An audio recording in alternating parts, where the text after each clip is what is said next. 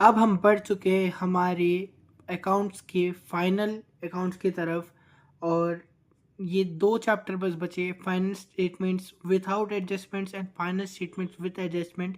तो आज हम लोग विदाउट एडजस्टमेंट शुरू करने वाले हैं और देखते देखते ही हम अपने अकाउंट्स ख़त्म भी कर देंगे, है ना। तो चलो आप लोग सब मेरे साथ हेडिंग डालो, एक जो है financial statements of a sole proprietor.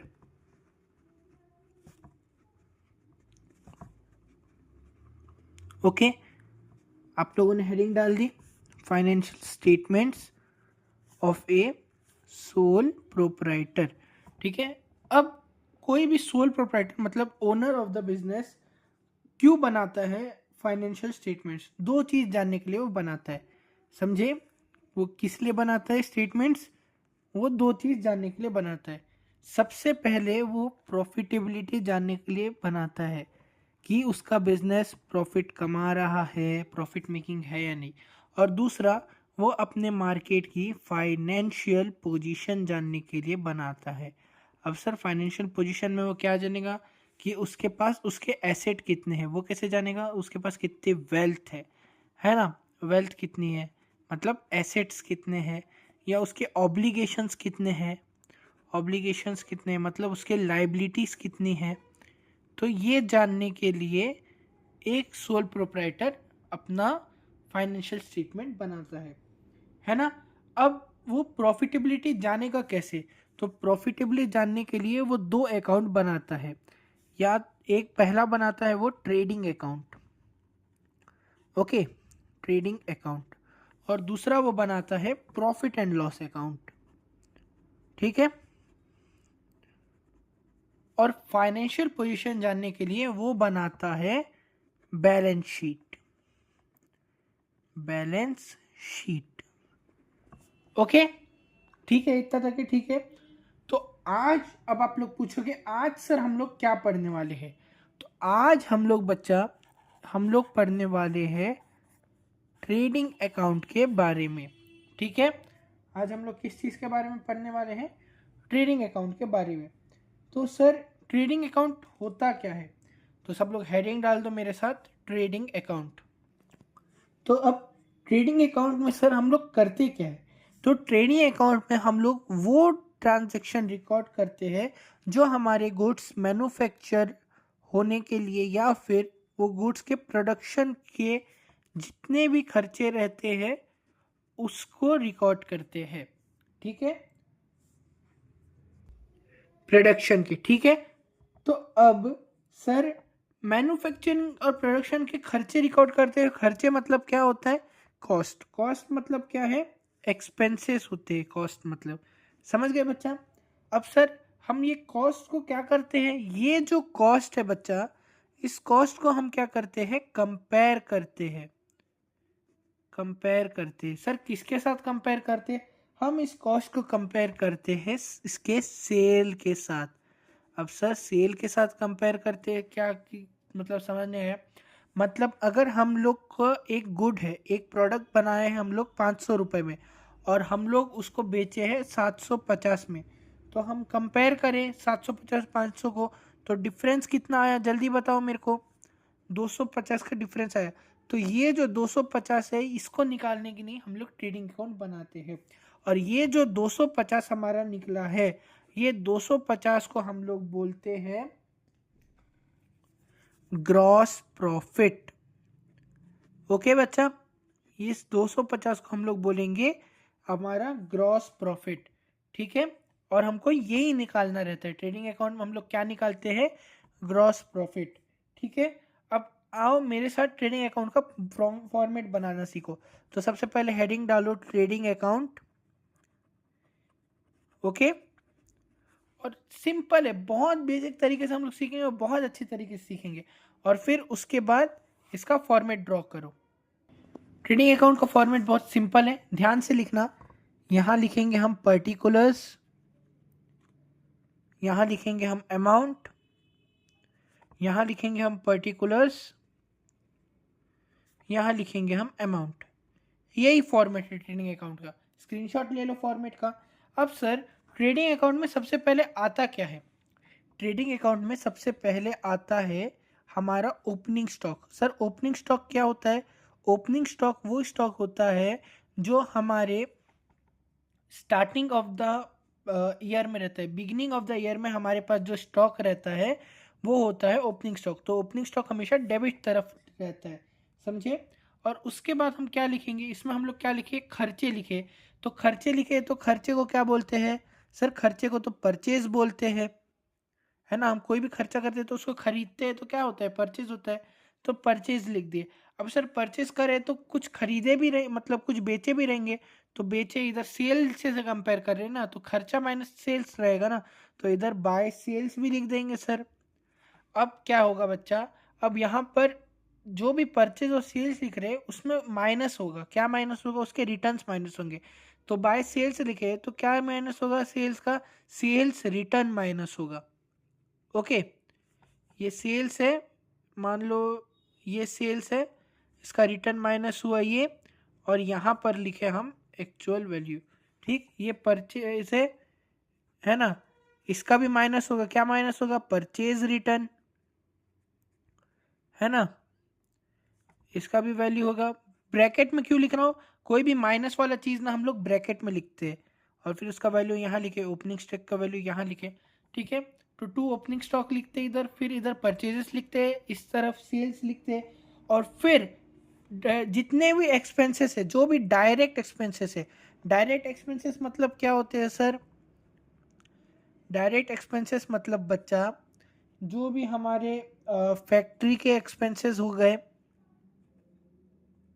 जो भी हमारे प्रोडक्शन एक्सपेंसेस हो गए, प्रोडक्शन एक्सपेंसेस हो गए, या फिर इसको मैन्युफैक्चरिंग एक्सपेंसेस भी बोलते हैं, है ना? ओके बच्चा, या फिर हमारा कोई भी परचेज करते तो परचेज रिलेटेड एक्सपेंस हो गए, है ना? या फिर कोई भी एक्सपेंस जिसमें इनवर्ड लिखा हो वो एक्सपेंसेस हो गए। तो ये सारे एक्सपेंसेस को डायरेक्ट एक्सपेंसेस बोलते हैं। तो जितने भी डायरेक्ट एक्सपेंसेस होते हैं वो सब डेबिट साइड में ही रिकॉर्ड होते हैं। ठीक, और क्रेडिट साइड में क्या होगा? अगर ओपनिंग स्टॉक डेबिट साइड में है तो क्लोजिंग स्टॉक को हम लोग क्रेडिट साइड में लिखेंगे, बाय क्लोजिंग स्टॉक। ठीक, सर क्लोजिंग स्टॉक क्या होता है? जो हमारे साल के एंड में हमारे पास जो स्टॉक बच जाता है।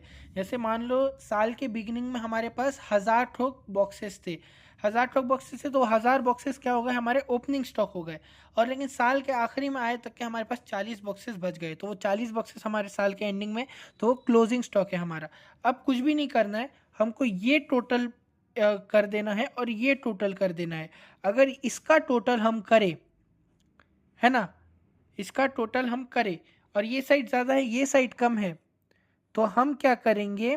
हम सिंपली इधर लिख देंगे टू ग्रॉस प्रॉफिट, है ना, टू ग्रॉस प्रॉफिट लिख देंगे,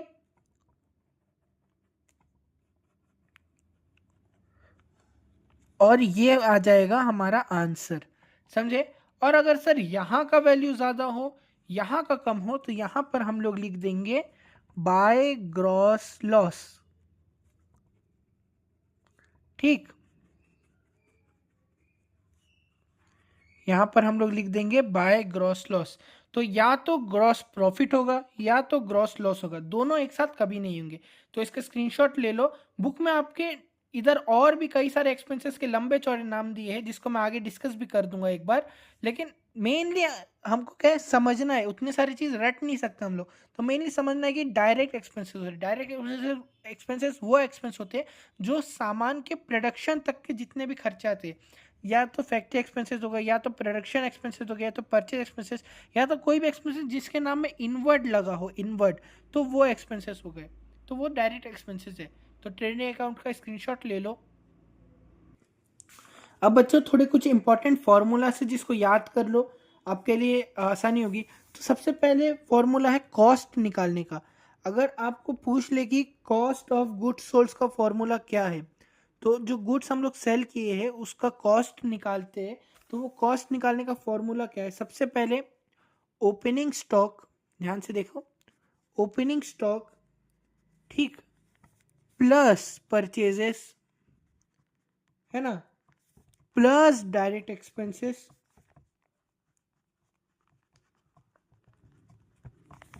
माइनस क्लोजिंग स्टॉक। ये जो परचेजेस है, ये परचेजेस है net purchases. Sir net purchases मतलब क्या होता है? नेट परचेजेस का मतलब होता है परचेज माइनस परचेज रिटर्न। समझ गए बच्चा? ठीक, तो opening stock plus net purchases plus direct expenses minus closing stock को हम लोग बोलेंगे cost of goods sold.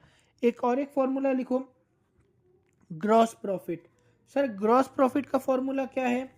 Gross profit का फॉर्मूला है net sales minus cost of goods sold. Sir net sales का फॉर्मूला क्या है? जैसे नेट परचेज का परचेज माइनस परचेज रिटर्न था, नेट सेल्स का भी फॉर्मूला वही होगा, सेल्स माइनस सेल्स रिटर्न, है ना? समझ रहे हैं? फिर एक फॉर्मूला लिखो। अब यही COGS जो था उसी का एक फॉर्मूला बना देते, अब यहीं से बना लेंगे COGS, cost of goods sold का फॉर्मूला। अब gross profit is equal to net sale minus cost of goods sold है, तो कॉस्ट ऑफ गुड्स सोल्ड का फॉर्मूला क्या होगा? Net sales minus gross profit, है ना? Net sales minus gross profit. एक फॉर्मूला लिख लो, एडजस्टेड परचेज। अगर क्वेश्चन में आ गया कि एडजस्टेड परचेजेस क्या होते हैं, तो एडजस्टेड परचेज का फॉर्मूला है opening stock plus net purchases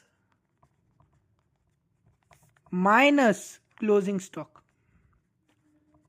तो ये सारे फॉर्मूलों को अच्छे से याद कर लो बच्चों, ठीक है? तो अब हम लोग देख लेते हैं ट्रेडिंग अकाउंट का। तो ठीक है, अब ट्रेडिंग अकाउंट का फुल फॉर्मेट देख लेते हैं। तो सबसे पहले क्या दिया है, trading account for the year ended 31 मार्च, ये फॉर्मेट है। फिर हम लोग क्या सीखे थे, सबसे पहले टू ओपनिंग अकाउंट लिख देंगे हम लोग, है ना? उसके बाद हम लोग लिखेंगे टू परचेजेस। ठीक है, ओपनिंग अकाउंट लिख दिए, टू परचेज लिख दिए। परचेज में क्या करेंगे हम लोग, लेस परचेज रिटर्न कर देंगे, हम लोग वो भी कर दिए। फिर उसके बाद क्या है, सारे डायरेक्ट एक्सपेंस हम लोग लिखेंगे, सारे डायरेक्ट एक्सपेंस। डायरेक्ट एक्सपेंस क्या क्या है? डायरेक्ट एक्सपेंस है हमारे कैरेज इनवर्ट हो गया, वेजेस हो गया, फिर वेजेस एंड सैलरीज हो गया। अब आप इसमें क्या करना, आप इसमें पहला लेटर ढूंढना। अगर पहला लेटर वेजेस है तो मतलब वो वेजेस के ऊपर ही है, लेकिन अगर पहला लेटर सैलरी है तो वो सैलरी के ऊपर है, तो ये भी समझ गए। फिर फ्यूल एंड पावर हो गया, मैन्युफैक्चरिंग और प्रोडक्शन एक्सपेंस हो गए, कोल वाटर गैस हो गया, फिर मोटिव पावर हो गया, फैक्ट्री लाइटिंग हो गया, ऑक्ट्रॉय हो गया, import duty, custom duty, excise duty, ये जितने भी है ये सारे ड्यूटी लगेंगे, है ना? फिर उसके बाद कंज्यूमेबल स्टोर्स हो गए, फैक्ट्री रेंट हो गया, फोरमैन की सैलरी हो गई, रॉयल्टी और मैन्युफैक्चर्ड गुड्स हो गया, अदर डायरेक्ट चार्जेस हो गए। और फिर इस तरफ क्या आएंगे, इस तरफ आएंगे हमारे सेल्स माइनस सेल्स रिटर्न हो जाएगा, फिर क्लोजिंग स्टॉक आएगा, और फिर इन सबको बैलेंस करेंगे हम लोग। यहाँ बैलेंस होगा, यहाँ भी बैलेंस होगा, और फिर ये दोनों बैलेंस करने के बाद जौन से साइड कम होगा, जैसे अब इधर कम हो रहा है, तो इधर को हम लोग लिख देंगे टू ग्रॉस प्रॉफिट, और अगर इधर कम हो रहा है तो इधर को हम लोग लिख देंगे बाय ग्रॉस लोड। देखो यहाँ पर लिखा भी है, balancing figure will be either gross profit और ग्रॉस लॉस। तो ये इम्पोर्टेंट है, समझ गए? इस फॉर्मेट का स्क्रीनशॉट ले लो आप लोग सब फटाफट। मिलता हूँ नेक्स्ट वीडियो में, थैंक यू, बाय।